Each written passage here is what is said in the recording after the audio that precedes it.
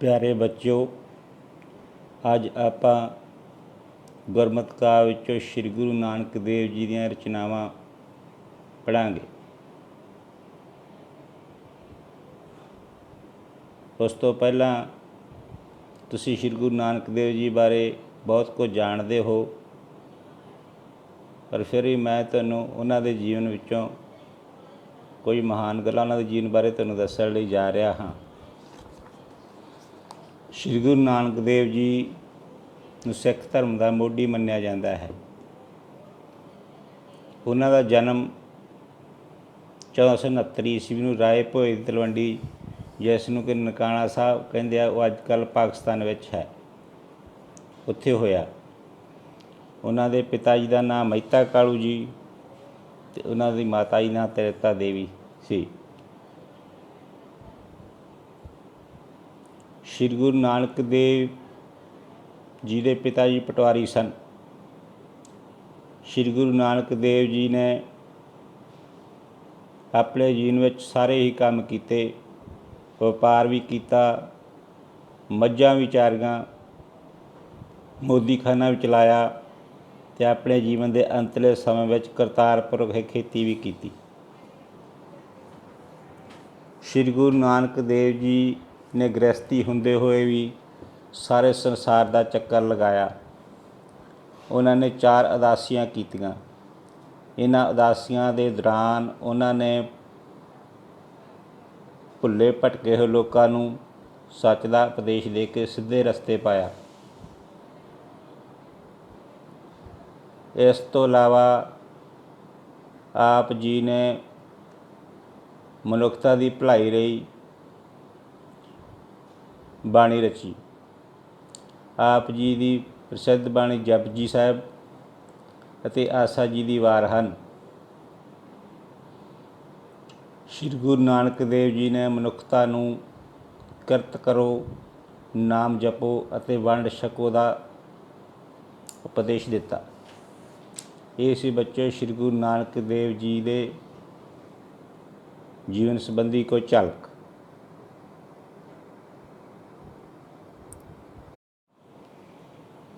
ਪਿਆਰੇ ਬੱਚੋ, ਆਪਾਂ ਸ਼ੁਰੂ ਕਰਦੇ ਹਾਂ। ਸੁਣੋ। ਸਭ ਤੋਂ ਪਹਿਲਾਂ ਆਪਾਂ ਪਵਨ ਗੁਰੂ ਪਾਣੀ ਪਿਤਾ ਸ਼੍ਰੀ ਗੁਰੂ ਨਾਨਕ ਜੀ ਦੀ ਇਹ ਜਿਹੜਾ ਸ਼ਲੋਕ ਹੈ ਪੜ੍ਹਦੇ ਹਾਂ। ਪਵਨ ਗੁਰੂ ਪਾਣੀ ਪਿਤਾ ਮਾਤਾ ਧਰਤ ਮਹਤ, ਤਿਸ ਰਾਤ ਦੇ ਦਾਈ ਦਾਇਆ ਖੇਲੇ ਸਗਲ ਜਗਤ। ਹੁਣ ਬੱਚਿਓ, ਤੁਸੀਂ ਇਹਨਾਂ ਸਤਰਾਂ ਵਿੱਚ ਆਏ ਔਖੇ ਸ਼ਬਦਾਂ ਦੇ ਅਰਥ ਲਿਖੋ। ਪਵਨ ਹਵਾ, ਮਹਤ ਵੱਡੀ, ਦਿਵਸ ਦਿਨ, ਦੋਵੇਂ, ਦਾਈ ਦਾਇਆ ਖਿਡਾਵੀ ਅਤੇ ਖਿਡਾਵਾ। ਸਗਲ ਦਾ ਅਰਥ ਹੈ ਸਾਰਾ। ਦੁਬਾਰੇ ਫਿਰ ਸੁਣੋ। ਪਵਨ ਗੁਰੂ ਪਾਣੀ ਪਿਤਾ ਮਾਤਾ ਧਰਤ ਮਹਤ, ਦਿਵਸ ਰਾਤ ਦੇ ਦਾਈ ਦਾਇਆ ਖੇਲੇ ਸਗਲ ਜਗਤ। ਸਭ ਤੋਂ ਪਹਿਲਾਂ ਬੱਚੋ ਮੈਂ ਤੁਹਾਨੂੰ ਪ੍ਰਸੰਗ ਦੱਸਦਾ ਹਾਂ। ਇਹ ਕਾਵਿ ਟੋਟਾ ਸ਼੍ਰੀ ਗੁਰੂ ਨਾਨਕ ਦੇਵ ਜੀ ਦੀ ਰਚੀ ਬਾਣੀ ਜਪਜੀ ਸਾਹਿਬ ਦੇ ਅਖੀਰ ਵਿੱਚ ਆਏ ਸ਼ਲੋਕ ਦਾ ਇੱਕ ਹਿੱਸਾ ਹੈ ਅਤੇ ਇਹ ਸਾਡੀ ਪੰਜਾਬੀ ਦੀ ਪਾਠ ਪੁਸਤਕ ਸਾਹਿਤਮਾਲਾ ਵਿੱਚ ਪਵਨ ਗੁਰੂ ਪਾਣੀ ਪਿਤਾ ਸਿਰਲੇਖ ਹੇਠ ਦਰਜ ਹੈ। ਇਸ ਸ਼ਲੋਕ ਵਿੱਚ ਸ਼੍ਰੀ ਗੁਰੂ ਨਾਨਕ ਦੇਵ ਜੀ ਨੇ ਦੁਨੀਆ ਵਿੱਚ ਮਨੁੱਖ ਦੇ ਕੀਤੇ ਹੋਏ ਚੰਗੇ ਕੰਮ ਅਤੇ ਨਾਮ ਜਪਣ ਦੀ ਮਹਾਨਤਾ ਨੂੰ ਦਰਸਾਇਆ ਹੈ। ਇਹ ਸੀ ਬੱਚੋ ਪ੍ਰਸੰਗ। ਹੁਣ ਆਪਾਂ ਵਿਆਖਿਆ ਕਰਦੇ ਹਾਂ। ਗੁਰੂ ਨਾਨਕ ਦੇਵ ਜੀ ਦੱਸਦੇ ਹਨ ਕਿ ਪਵਨ ਰੂਪੀ ਸਵਾਸ ਸਰੀਰ ਲਈ ਇਸ ਤਰ੍ਹਾਂ ਹਨ ਜਿਸ ਤਰ੍ਹਾਂ ਗੁਰੂ ਜੀਵ ਦੀ ਆਤਮਾ ਲਈ ਹੈ। ਪਾਣੀ ਸਾਰਿਆਂ ਦਾ ਪਿਤਾ ਹੈ ਅਤੇ ਧਰਤੀ ਸਭ ਦੀ ਵੱਡੀ ਮਾਂ ਹੈ। ਦਿਨ ਅਤੇ ਰਾਤ ਦੋਵੇਂ ਖਿਡਾਰੀ ਤੇ ਖਿਡਾਵਾ ਹਨ, ਜਿਨ੍ਹਾਂ ਦੀ ਗੋਦੀ ਵਿੱਚ ਸਾਰਾ ਸੰਸਾਰ ਖੇਡ ਰਿਹਾ ਹੈ। ਦੁਨੀਆ ਦੇ ਸਾਰੇ ਜੀਵ ਰਾਤ ਨੂੰ ਸੌਣ ਵਿੱਚ ਅਤੇ ਦਿਨੇ ਕੰਮਾਂ ਕਾਰਾਂ ਵਿੱਚ ਲੱਗੇ ਰਹਿੰਦੇ ਹਨ। ਇਸ ਤਰ੍ਹਾਂ ਸਾਰੇ ਸੰਸਾਰ ਦਾ ਕਾਰ ਵਿਹਾਰ ਚੱਲ ਰਿਹਾ ਹੈ। ਉਸ ਤੋਂ ਅੱਗੇ ਚੰਗਿਆਈਆਂ ਬਰਿਆਈਆਂ ਵਾਚੇ ਧਰਮ ਹਦੂਰ, ਕਰਮੀ ਆਪੋ ਆਪਣੀ ਕੇ ਨੇੜੇ ਕੇ ਦੂਰ। ਹੁਣ ਬੱਚਿਓ, ਮੈਂ ਤੈਨੂੰ ਔਖੇ ਸ਼ਬਦਾਂ ਦੇ ਅਰਥ ਦੱਸਦਾ ਹਾਂ। ਵਾਚੇ ਦੇਖਣਾ, ਦੇਖਦਾ ਹੈ। ਹਦੂਰ ਅਕਾਲ ਪੁਰਖ ਦੀ ਹਾਜ਼ਰੀ ਵਿੱਚ। ਕਰਮੀ ਕੰਮਾਂ ਕਰਕੇ। ਕੇ ਮਿਣਾ ਕਈ। ਹੁਣ ਬੱਚਿਓ, ਆਪਾਂ ਇਹਨਾਂ ਸਤਰਾਂ ਦੀ ਪ੍ਰਸੰਗ ਦੱਸਦੇ ਹਾਂ ਤੁਹਾਨੂੰ। ਇਹ ਕਾਵਿ ਟੋਟਾ ਸ਼੍ਰੀ ਗੁਰੂ ਨਾਨਕ ਦੇਵ ਜੀ ਦੀ ਜਪੀ, ਸ਼੍ਰੀ ਗੁਰੂ ਨਾਨਕ ਦੇਵ ਜੀ ਦੀ ਰਚੀ ਬਾਣੀ ਜਪਜੀ ਸਾਹਿਬ ਦੇ ਅੰਤ ਵਿੱਚ ਆਏ ਸ਼ਲੋਕ ਦਾ ਇੱਕ ਹਿੱਸਾ ਹਨ ਅਤੇ ਇਹ ਸਾਡੀ ਪੰਜਾਬੀ ਦੀ ਪਾਠ ਪੁਸਤਕ ਸਾਹਿਤਮਾਲਾ ਵਿੱਚ ਪਵਨ ਗੁਰੂ ਪਾਣੀ ਪਿਤਾ ਸਿਰਲੇਖ ਹੇਠ ਦਰਜ ਹੈ। ਇਸ ਸ਼ਲੋਕ ਵਿੱਚ ਗੁਰੂ ਜੀ ਦੱਸਦੇ ਹਨ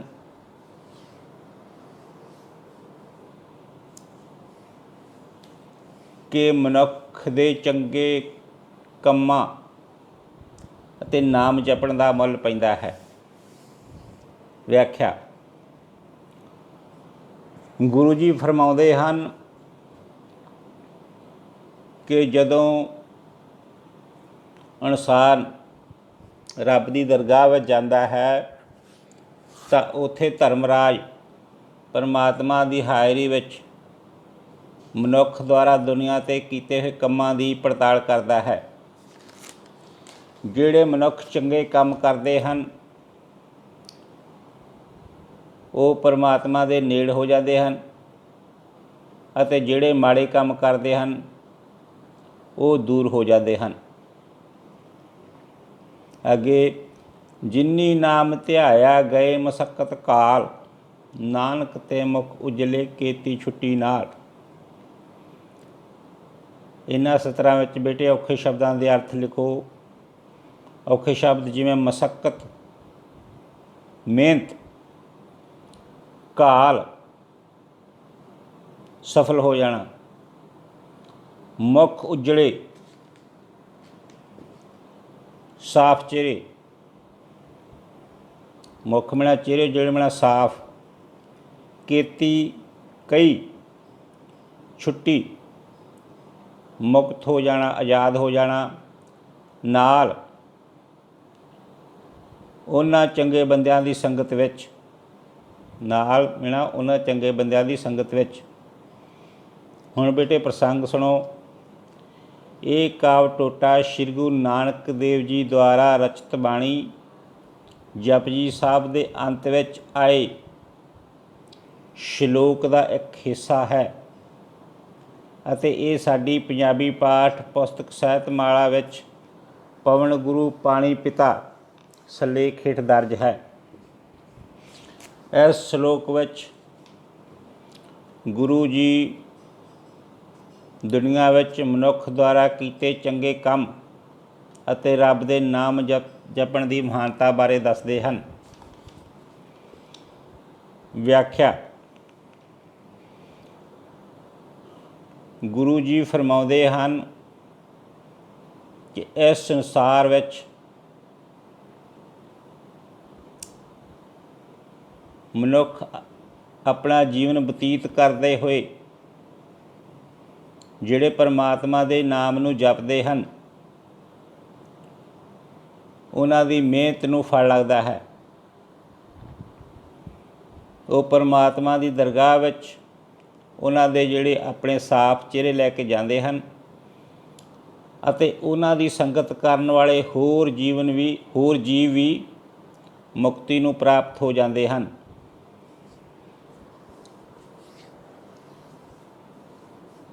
ਇਸ ਪ੍ਰਕਾਰ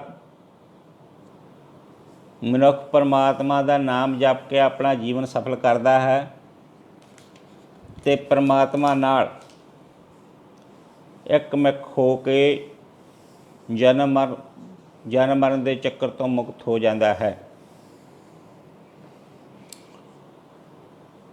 ਹੁਣ ਪਿਆਰੇ ਬੱਚਿਓ, ਆਪਾਂ ਪਵਨ ਗੁਰੂ ਪਾਣੀ ਪਿਤਾ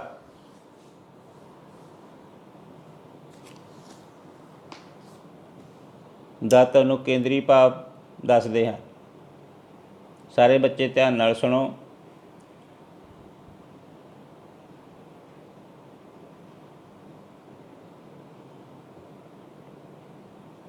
ਸੰਸਾਰ ਰੂਪੀ ਰੰਗ ਭੂਮੀ ਉੱਤੇ ਜੀਵ ਆਪੋ ਆਪਣਾ ਜੀਵਨ ਬਤੀਤ ਕਰਦੇ ਹਨ। ਮਰਨ ਤੋਂ ਬਾਅਦ ਜਦੋਂ ਜੀਵ ਪਰਮਾਤਮਾ ਦੀ ਦਰਗਾਹ ਵਿੱਚ ਜਾਂਦੇ ਹਨ ਤਾਂ ਧਰਮਰਾਜ ਹਰ ਇੱਕ ਜੀਵ ਦੇ ਕੀਤੇ ਹੋਏ ਕੰਮਾਂ ਦਾ ਲੇਖਾ ਜੋਖਾ ਕਰਦਾ ਹੈ। ਜਿਨ੍ਹਾਂ ਦੇ ਚੰਗੇ ਕੰਮ ਕੀਤੇ ਹੁੰਦੇ ਹਨ ਉਹ ਪਰਮਾਤਮਾ ਦੇ ਨੇੜੇ ਹੋ ਜਾਂਦੇ ਹਨ, ਅਤੇ ਜਿਨ੍ਹਾਂ ਨੇ ਮਾੜੇ ਕੰਮ ਕੀਤੇ ਹੁੰਦੇ ਹਨ ਉਹ ਦੂਰ ਹੋ ਜਾਂਦੇ ਹਨ। ਇਸ ਲਈ ਚੰਗੇ ਕੰਮ ਕਰਨ ਵਾਲੇ ਇਨਸਾਨ ਪਰਮਾਤਮਾ ਦੀ ਦਰਗਾਹ ਵਿੱਚ ਮਾਣ ਪਾਉਂਦੇ ਹਨ ਅਤੇ ਮਾੜੇ ਕੰਮ ਕਰਨ ਵਾਲਿਆਂ ਨੂੰ ਝਿੜਕਾਂ ਪੈਂਦੀਆਂ ਹਨ।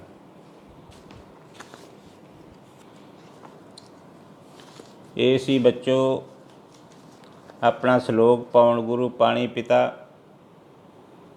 ਜਿਸ ਦੀ ਆਪਾਂ ਪ੍ਰਸੰਗ ਸਹਿਤ ਵਿਆਖਿਆ ਕੀਤੀ ਹੈ, ਔਖੇ ਸ਼ਬਦਾਂ ਦੇ ਅਰਥ ਕੀਤੇ ਹੈ ਅਤੇ ਅਖੀਰ ਵਿੱਚ ਆਪਾਂ ਤੁਹਾਨੂੰ ਕੇਂਦਰੀ ਭਾਵ ਦੱਸਿਆ ਹੈ।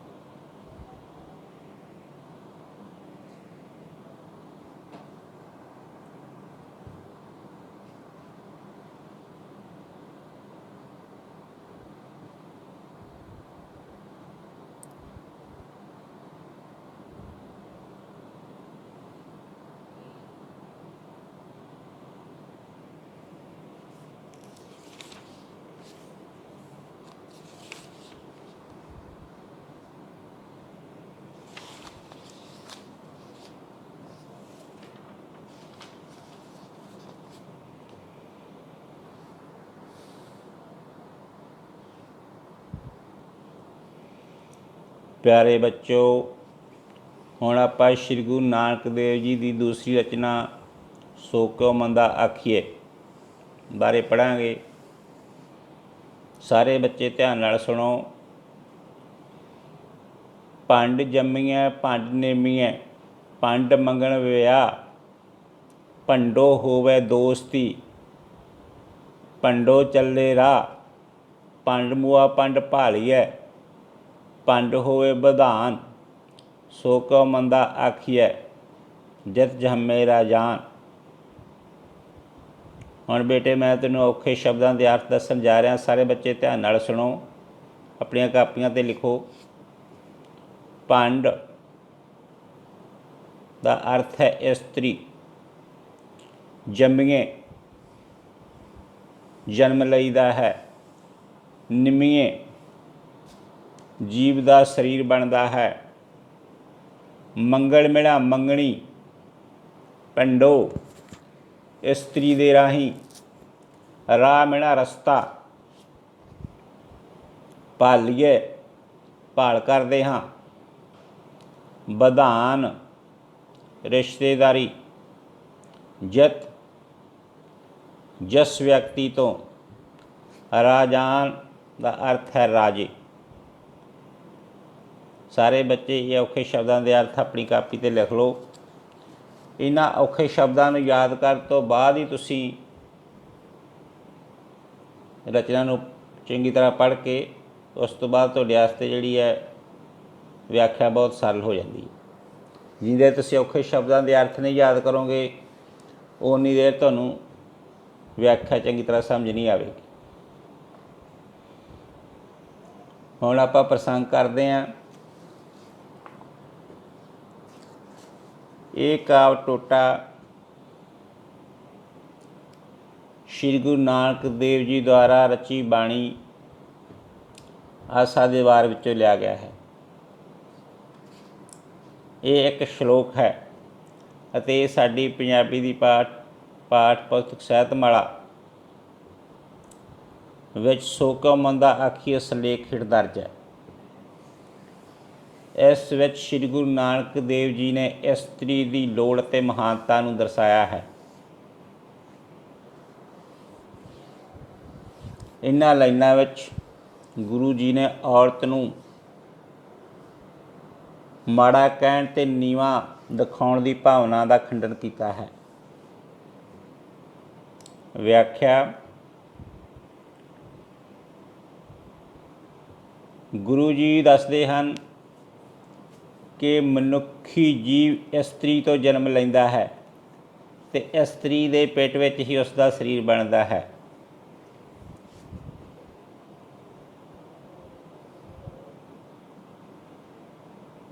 ਭੰਡੋ ਹੋਵੇ ਦੋਸਤੀ ਭੰਡੋ ਚੱਲੇ ਰਾਹ, ਭਾਵ ਇਸਤਰੀ ਨਾਲ ਹੀ ਦੋਸਤੀ ਭਾਵ ਪਿਆਰ ਹੁੰਦਾ ਹੈ ਅਤੇ ਇਸਤਰੀ ਕਰਕੇ ਹੀ ਇਸ ਸੰਸਾਰ ਦੀ ਉਤਪਤੀ ਦਾ ਰਾਹ ਚੱਲ ਰਿਹਾ ਹੈ। ਭੰਡ ਮੂਆ ਭੰਡ ਭਾਲੀਐ ਭੰਡ ਹੋਵੇ ਬਧਾਨ, ਜੇਕਰ ਕਿਸੇ ਇਸਤਰੀ ਦੀ ਮੌਤ ਹੋ ਜਾਵੇ ਤਾਂ ਮਨੁੱਖ ਹੋਰ ਇਸਤਰੀ ਦੀ ਭਾਲ ਕਰਦਾ ਹੈ ਅਤੇ ਇਸਤਰੀ ਤੋਂ ਹੀ ਉਸ ਦੀ ਹੋਰਾਂ ਨਾਲ ਰਿਸ਼ਤੇਦਾਰੀ ਬਣਦੀ ਹੈ। ਸੋ ਕਿਉ ਮੰਦਾ ਆਖੀਐ ਜਿਤ ਜੰਮੇ ਰਾਜਾਨ, ਸੋ ਕਿਉ ਇਸ ਲਈ ਉਸ ਇਸਤਰੀ ਨੂੰ ਮਾੜਾ ਨਹੀਂ ਕਹਿਣਾ ਚਾਹੀਦਾ ਜਿਹੜੀ ਰਾਜੇ ਮਹਾਰਾਜਾ ਨੂੰ ਜਨਮ ਦਿੰਦੀ ਹੈ। ਜਿਤ ਜੰਮੇ ਰਾਜਾਨ, ਜਿਨ੍ਹਾਂ ਕਰਕੇ ਰਾਜੇ ਜਨਮਦੇ ਹਨ, ਇਸ ਲਈ ਸਾਨੂੰ ਇਸਤਰੀ ਨੂੰ ਬੁਰਾ ਨਹੀਂ ਕਹਿਣਾ ਚਾਹੀਦਾ। ਭੰਡੋ ਹੀ ਭੰਡ ਉਪਜੈ ਭੰਡੇ ਬਾਝ ਨਾ ਕੋਇ, ਗੁਰੂ ਜੀ ਫਰਮਾਉਂਦੇ ਹਨ ਕਿ ਸੰਸਾਰ ਵਿੱਚ ਇਸਤਰੀ ਤੋਂ ਹੀ ਇਸਤਰੀ ਪੈਦਾ ਹੁੰਦੀ ਹੈ। ਭੰਡੋ ਹੀ ਭੰਡ ਉਪਜੇ ਭੰਡੇ ਬਾਝ ਨਾ ਕੋਇ, ਸੰਸਾਰ ਵਿੱਚ ਕੋਈ ਵੀ ਜੀਵ ਇਸਤਰੀ ਤੋਂ ਬਿਨਾਂ ਪੈਦਾ ਨਹੀਂ ਹੋਇਆ। ਨਾਨਕ ਭੰਡੇ ਬਾਰਾ ਇੱਕੋ ਸੱਚਾ ਸੋਏ, ਗੁਰੂ ਨਾਨਕ ਦੇਵ ਜੀ ਫਰਮਾਉਂਦੇ ਹਨ ਕਿ ਇਸਤਰੀ ਤੋਂ ਬਾਹਰ ਇੱਕ ਹੀ ਪਰਮਾਤਮਾ ਹੈ, ਇੱਕੋ ਪਰਮਾਤਮਾ ਹੀ ਹੈ ਜਿਸ ਨੂੰ ਕਿ ਇਸਤਰੀ ਜਨਮ ਨਹੀਂ ਦਿੰਦੀ, ਜੋ ਇਸਤਰੀ ਤੋਂ ਨਹੀਂ ਜੰਮਿਆ। ਜਿਤ ਮੁਖ ਸਦਾ ਸਲਾਹੀਐ ਭਾਗਾ ਰੱਤੀ ਚਾਰ, ਜਿਹੜੇ ਮੁਖ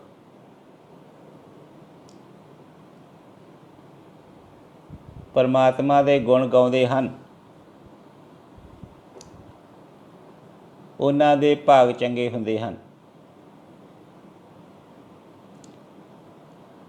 ਨਾਨਕ ਤੇ ਮੁਖ ਉਜਲੇ ਤੇ ਸੱਚੇ ਦਰਬਾਰ, ਅਤੇ ਪਰਮਾਤਮਾ ਦੇ ਸੱਚੇ ਦਰਬਾਰ ਵਿੱਚ ਉਹ ਸੋਹਣੇ ਲੱਗਦੇ ਹਨ, ਉਹੀ ਰੱਬ ਦੀ ਦਰਗਾਹ ਵਿੱਚ ਸ਼ੋਭਦੇ ਹਨ। ਇਹ ਸੀ ਬੱਚਿਓ ਆਪਣੀ ਪ੍ਰਸੰਗਸਤ ਵਿਆਖਿਆ। ਹੁਣ ਆਪਾਂ ਸੋ ਕਿਉ ਮੰਦਾ ਆਖੀਏ ਬਾਣੀ ਦਾ ਕੇਂਦਰੀ ਭਾਵ ਦੱਸਦੇ ਹਾਂ ਤੁਹਾਨੂੰ। ਸਾਰੇ ਬੱਚੇ ਧਿਆਨ ਨਾਲ ਸੁਣੋ।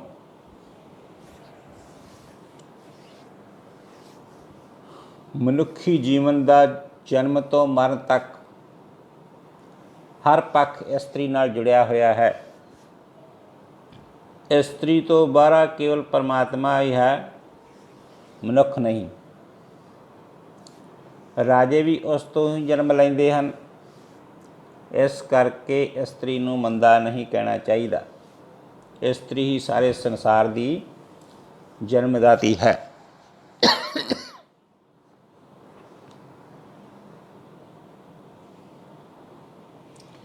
ਇਹ ਸੀ ਬੱਚਿਓ ਅੱਜ ਦੇ ਜਿਹੜਾ ਆਪਣੀਆਂ ਸ਼੍ਰੀ ਗੁਰੂ ਨਾਨਕ ਦੇਵ ਜੀਆਂ ਆਪਾਂ 2 ਰਚਨਾਵਾਂ ਪੜ੍ਹੀਆਂ ਹਨ। ਪਵਨ ਗੁਰੂ ਪਾਣੀ ਪਿਤਾ ਸੋ ਕਿਉ ਮੰਦਾ ਆਖੀਏ। ਇਹਨਾਂ ਦੇ ਤੁਸੀਂ ਦੋਵਾਂ ਦੀ ਪ੍ਰਸੰਗ ਸਹਿਤ ਵਿਆਖਿਆ, ਔਖੇ ਸ਼ਬਦਾਂ ਦੇ ਅਰਥ ਤੇ ਕੇਂਦਰੀ ਭਾਵ ਆਪਣੀਆਂ ਪੱਕੀਆਂ ਕਾਪੀਆਂ ਦੇ ਉੱਪਰ ਸਾਫ਼-ਸਾਫ਼ ਲਿਖ ਕੇ ਲਿਆਉਣੇ ਹਨ। ਸਾਰੇ ਬੱਚੇ ਘਰ ਦਾ ਕੰਮ ਆਪਣੀਆਂ ਕਾਪੀਆਂ 'ਤੇ ਨੋਟ ਕਰ ਲਓ।